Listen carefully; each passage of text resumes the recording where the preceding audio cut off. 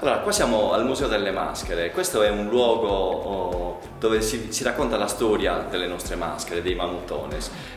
Questo luogo, questo museo nasce 20 anni fa per merito del nostro comune, che ha deciso di creare un posto dove si potesse raccontare a tutti il significato delle nostre maschere. Ma la storia che noi qua raccontiamo non è una storia che parla solo di Mamo Jada e della bellezza del nostro posto, ma parla delle maschere di Mamo Jada, i Mamutones e gli Soadores, mettendole in relazione con tante altre maschere, sia del carnevale della Sardegna, sia dell'area del Mediterraneo, perché ci sono tantissimi luoghi in giro per l'Europa che hanno delle maschere che assomigliano tantissimo alle nostre.